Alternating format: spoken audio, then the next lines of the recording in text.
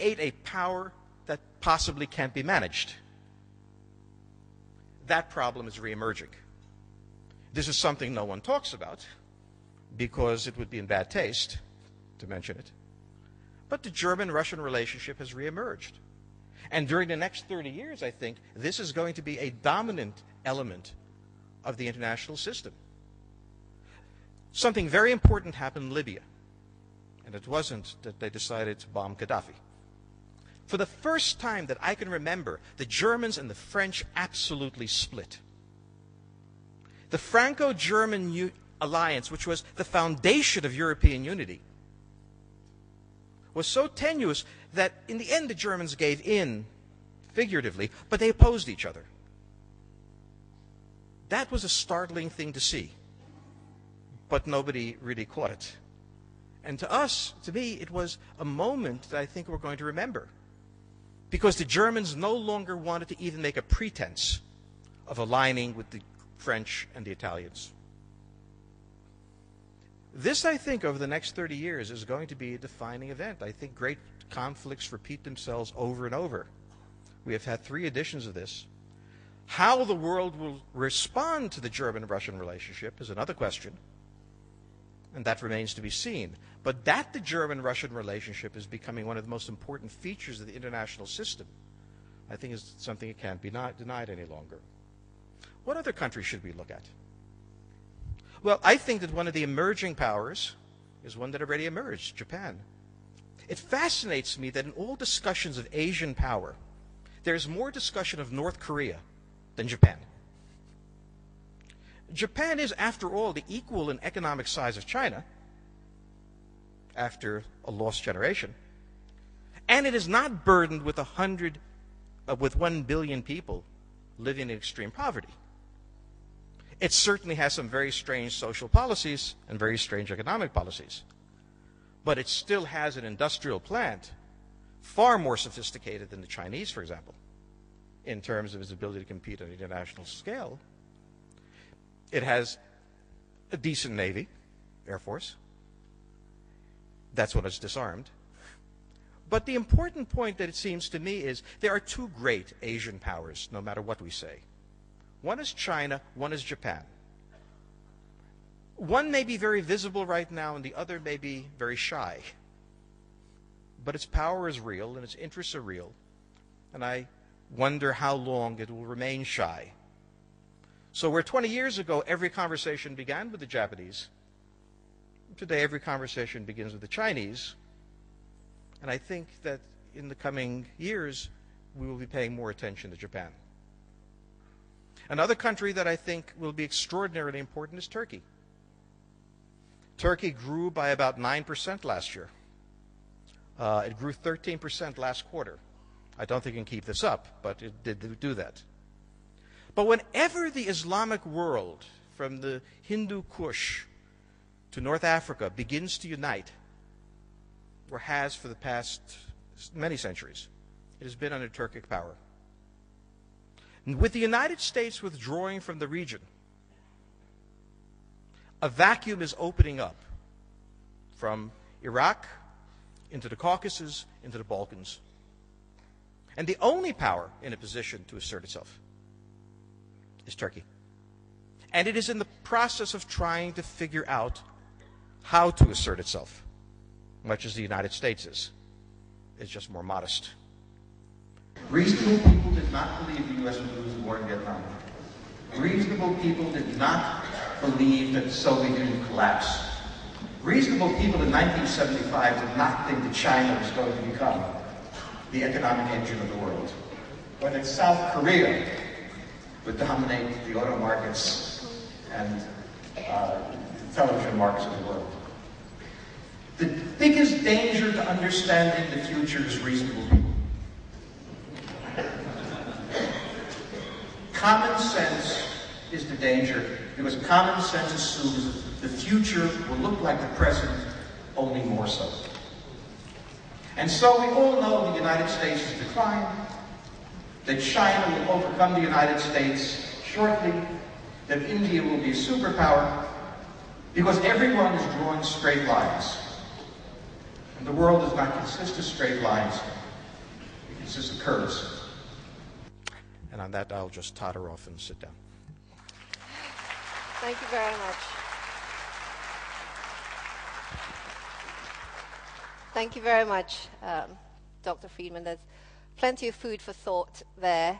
So the next 30 years, we can expect more technological innovation, more nanotechnology, perhaps even excursions to outer space. As a matter of fact, Richard Branson is already preparing with the Virgin Galactic the space tourist to go up to the outer space for $200,000, if I'm not mistaken. So we can expect more than medical breakthroughs and life extensions and things that innovators and entrepreneurs will have in store for us. Very exciting. But at the same time, for the next 3 decades, the US will still be out there as the biggest GDP of 15 trillion and the biggest naval power. So expect the US to still be leading the global growth and where the world is taking us. So in this context, Pak Hairul, how will Indonesia fit in? And what can we do in order to take advantage of some of the extreme opportunities that we've seen there?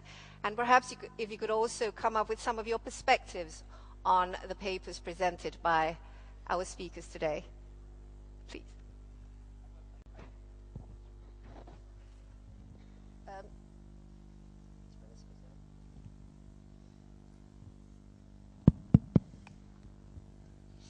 Again, my age shows.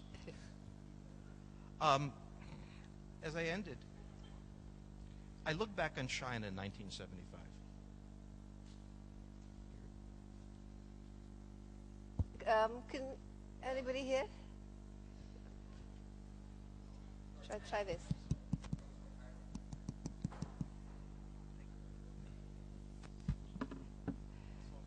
Yes, I would like perhaps from the Indonesian perspective, George, but I will ask you questions later. Bismillahirrahmanirrahim. Assalamualaikum warahmatullahi wabarakatuh. Salam sejahtera bagi kita semua. Excellencies, distinguished ladies and gentlemen, this afternoon we already especially shocking by Mr. Kanten, talking about it's actually innovation and technology will be change our future. I think everybody in this room, we agree about, we will move to our future with the innovation and technology. And also the message from, is actually Mr. Friedman, is talking about don't underestimate about America and don't overestimate about China.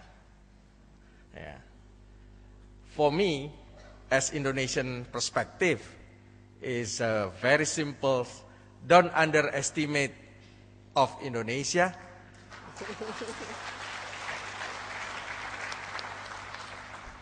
But don't overestimate also about Indonesia. I think Excellency Dino already explained about we doesn't want to sejajar dengan bangsa lain. We doesn't want to be equal with other countries. We want to be ahead. We want to be better than other countries. I think, not only modernizers, but I think almost all of Indonesian people, especially young people, is believe about our futures. It's much better than other countries. That I think that is the message of the Indonesia. So talking about the Indonesia, now we are in terms of GDP per capita, averages, we just reached around $3,500 end of June. This actually increased dramatically from end of the years. Last year's we closed with 3,005 and we can close with the end of June is already 3,500. So we increase almost 500 US dollars only from the 6 months. So this is the very dramatic progress. It's because the real GDP is around 6.5%, but it's also inflation is around 5%. But the most driving of the increasing is GDP is about the strengthening of our currency. It's also because the American is weakened. So this is the showing, and we hope is actually we can grow our economic is becoming around more than 5,000 in 2015. And we hope into 2025 is our GDP is around 14,000 to 16,000 US dollars. And in that time, we are becoming the high income countries compared than the standard of international. So with that, I think we understand about we cannot sleep and wake up in 2025. Our economic is already becoming like that. Yeah, we have to work very hard, and we think we understand about innovation and technology is very important. But for us, you know, we have a 240 million population and becoming more than 300 million in 2030 and becoming more than 350 million in 2045. In the projection of that, for us, Indonesia is a very important to develop the human capital. Our human capital is a keyword to go to our future. Our human capital is a very important, is also how to increase our capacity in education and also our health. So to make it, our people is strong and have a knowledge, but this is not enough. The most important thing also, our people have to be also innovative, creative, and have a spirit of entrepreneurship. This is can be make it Indonesia, yeah, is also have a futures, and also for us is a very important to also compete with other countries in the future. So I had a slide. This is also to showing about the futures of Indonesia. This is launching by our president to master plan of the expansion and acceleration of Indonesian economic 2010-2025. And we expect in 100 years of independence of Indonesia in 2045, our GDP, average GDP per capita is already more than 46,000, yeah, with the 253 million Indonesian population. And we hope is actually we can got is a like GDP of America in our days, not in their days. So this is also showing about the numbers. Next slide is also showing when 5 years ago I'm as Indonesian chairman of Indonesian Foundation, Indonesian Forum Foundation is launching the Visi Indonesia 2030.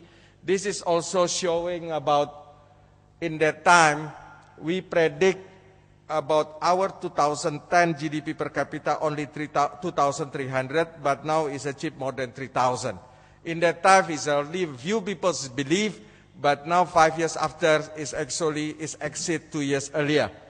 The next slide is also showing to you about the even IMF in their outlook put it Indonesia is one of the fastest growing GDPs. Yeah, this is the database April 2011. Yeah, we are to become number one, number two. Russia, Indonesia, Russia is always changed every 3 months. So that is always interesting to see Indonesia in the future. Next slide is also showing about now 2010 we controlling around 38 to 40% of the Southeast Asian economy. And 5 years later, we will controlling 46